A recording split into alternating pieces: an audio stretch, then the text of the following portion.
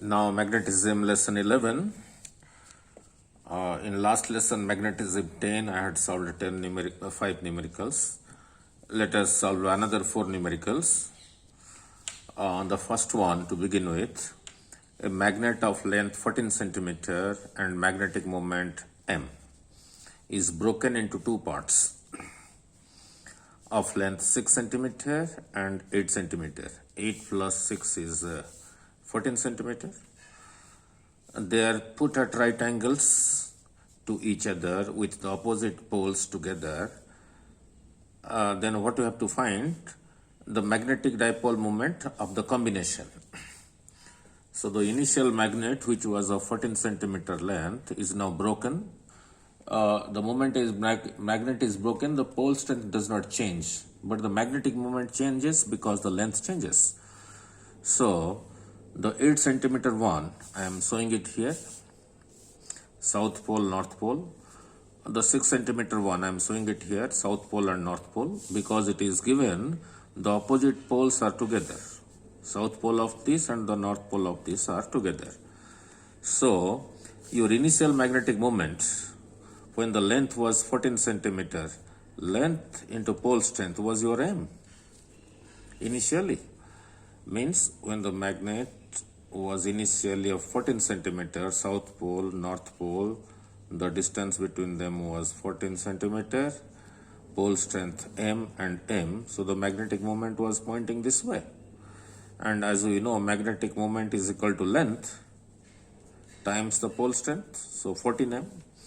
So 14 small m is your capital M. Now, now in this case, the magnetic moment of this magnet will be the length times the pole strength, means 8m to this side, and the magnetic moment of this one will be 6, the length times the pole strength, means 6m to this side, from south to north, 6m to this side. So we have two vector quantities. 8m to this side, 6m to this side, magnetic moment. 8m to this side and 6m to this side. So these are two magnetic moments, they are vector quantities, so the resultant will be this one, square of this and square root of that. So the resultant M is square of 8m plus square of 6m, square root of that comes out to be 10m. Now, then how to represent this 10m in terms of a capital M? Initially, when the magnet was not broken, 14 small m was your magnetic moment, capital M. So, unitary method. So, 14 small m was your magnetic moment initially when it was not broken. If this is unity, then this would have been m over, capital M over 14 small m. So now since it is 10 small m, so 10 small m will be equivalent to m by 14m into 10m, that comes out to be 10 by 14 capital M, that is m over 1.4 is the resultant magnetic moment of these two pieces when the original magnet of 14 centimeter is broken into two pieces of 8 centimeter, 6 centimeter length and kept like this. South pole of one touching the north pole of the other at right angles. Now then let us go to the second one. Is also simple. Now don't look at this diagram, slightly got wrong. Now two short,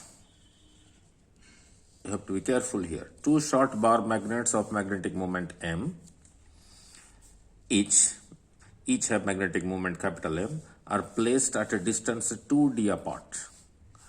The magnetic field midway between the point, midway between them at point P.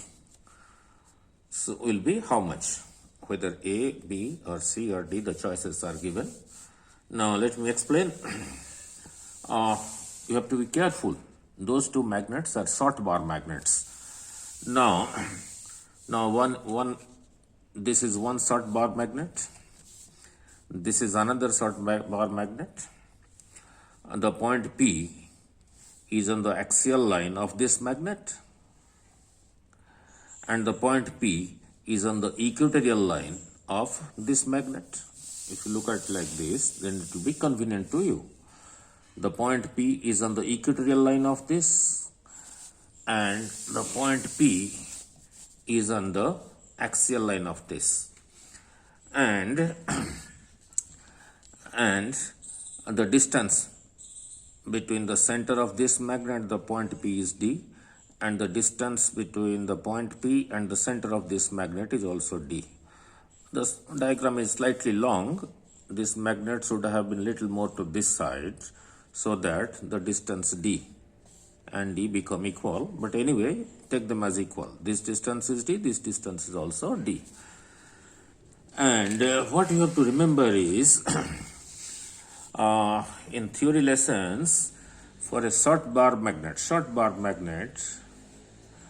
when I had derived the south pole, north pole, here on the axial line, for a short bar magnet, your magnetic field B was equal to mu naught over 4 pi 2m over r cube. And this was to this side.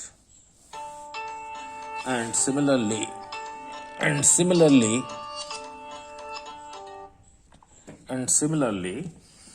for a short bar magnet on the equatorial line, here we had derived the magnetic field was this to this side, and how much was that?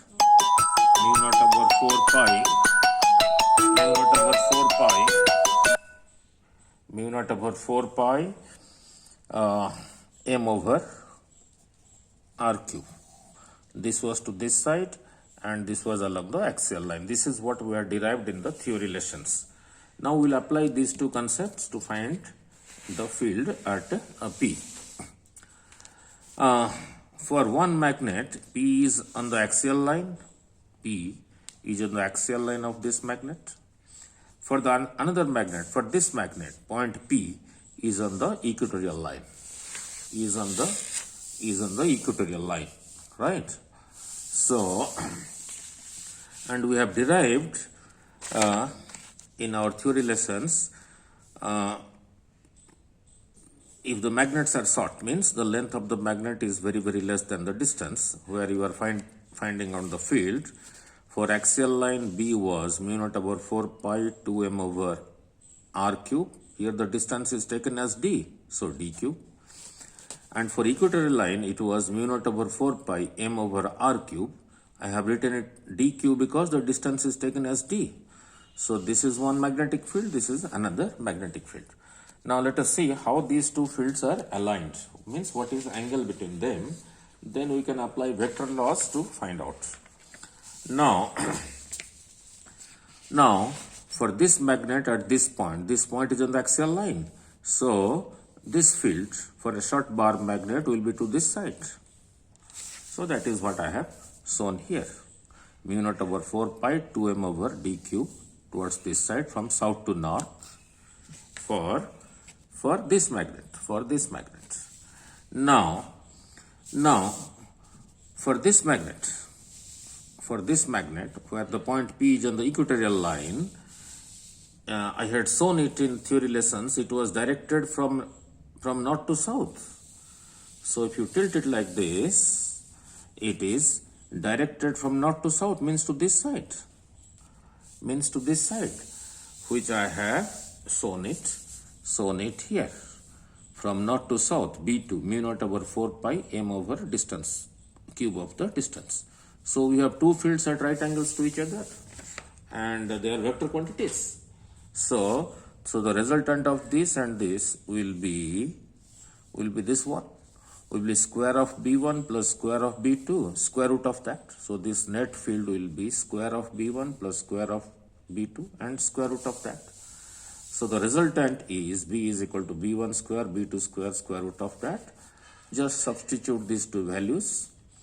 So it becomes mu naught over 4 pi whole square, square of 2 is 4, m over d cube, square of that, plus mu naught over 4 pi. I'm separating them. Square of that, m over d cube square of that.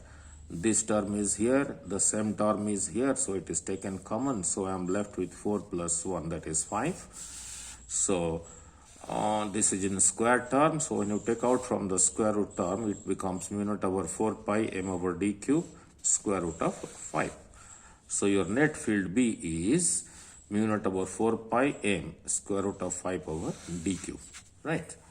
So then let us go quickly to the third one, then we'll go to the fourth one. Now our third one is interesting.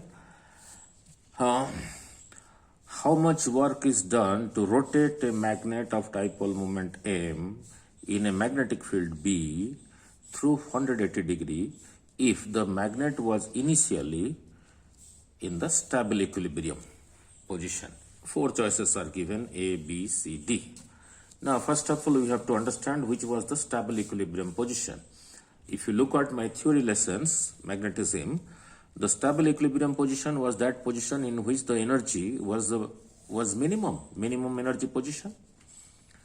And we had also derived when a dipole was rotated in a magnetic field, its energy means some amount was work done. That work done was nothing but its potential energy was minus mb cos theta. That is same thing as, since mb cos theta, this can be written as m dot b minus m dot b. Now, which is the minimum? When this will be minimum, if theta is equal to 0, this energy, initial energy will be cos 0 is 1. So 1 into minus mb is minus mb, that is minimum. Means when the magnet, means the magnetic dipole, this magnet, its magnetic moment is this way. It is lying in a magnetic field also in the same direction. So angle between B and M is 0. So in this position, it has minimum energy. This is called the stable equilibrium position. Now, from this position, it is rotated by 180 degree. Rotated by 180 degree. Now let us find out at 180 degree what will be the energy. So therefore the initial position is this, which I explained, because the energy is minimum, because it is given it was in stable equilibrium, and stable equilibrium means the position of minimum energy, and from the energy formula the minimum energy comes out when theta is 0. So the dipole moment and B are in the same direction, therefore theta is 0, therefore energy is minimum. Now it is rotated, means the final position is theta is 180 degree. And we know, so the energy in the final position, UF, will be minus mb cos theta, minus mb cos 180 is minus 1. So this is your final energy. This was your initial energy. So what is the work done? So your work done is equal to change of energy, final energy minus initial energy, that is plus mb minus of minus mb minus, that is equal to 2 mb. So this much work is to be done to rotate it from this initial position by 180 degree like this. This is the amount of work to be done. This is the amount of work to be done. Now, next, coming back to the fourth one. Now look at the fourth one. Fourth one is important. A magnetic needle lying parallel to a magnetic field requires W units of work to turn it through 60 degree. 60 degree turn करने के लिए इतना work done करना पड़ता है. Because the moment you are rotating the magnet, there is against a torque, some work is done. The torque required to maintain the needle in this position will be how much? What torque you must apply to maintain in that position? Now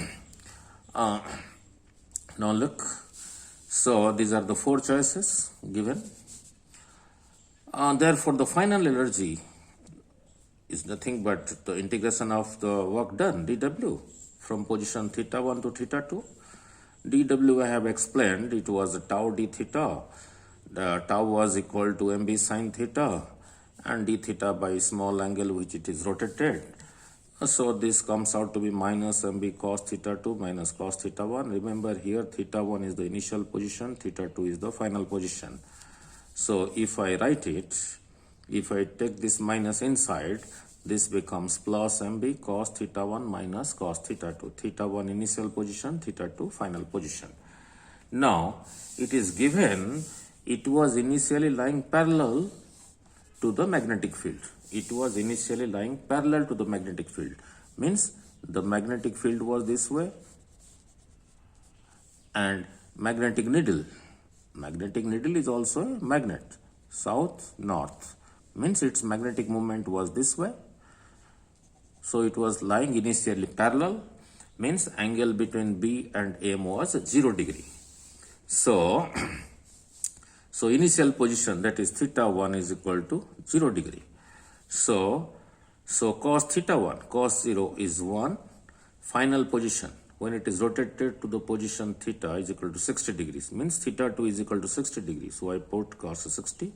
So this becomes 1 minus cos 61 by 2 mb by 2 is your final energy, or that is work done when it is rotated from a parallel position to a position, from a parallel position to a position of 60 degree. When it is rotated, this is the amount of work done. Amount of work done, mb over 2. Now, as we know, torque is equal to m cross b. Here I have taken the magnitude only. M cross b, mb sin theta, mb sin 60. Sin 60 is root 3 over 2. So this is the torque. Now, therefore, torque is equal to root 3 over 2 times mb. Now, now we have to replace this mb in terms of, work done. We just derived w is equal to mb over 2. So cross multiplying, mb is equal to 2w, where w is the work done. So for mb, I can substitute 2w. So to find the torque, torque we have found out. Torque is root 3 over 2 mb. But we have to express this in terms of work done, because the choices are given in terms of work done. Now, so for mb, I substitute 2w. For mb, I substitute 2w. 2 cancels. So root 3 times the work done is the amount of torque, required to maintain the needle at 60 degree position. Because it is the magnet, when it is rotated, it will try to, if you rotate and leave it, it will try to align itself in the direction of the magnetic field. So to maintain it, you have to apply this much of torque, which is equivalent to root 3 times w, right? Means the amount of work done when it was rotated through 60 degree, you have to apply root 3 times that work as the torque, the value of the torque, to maintain it at that position.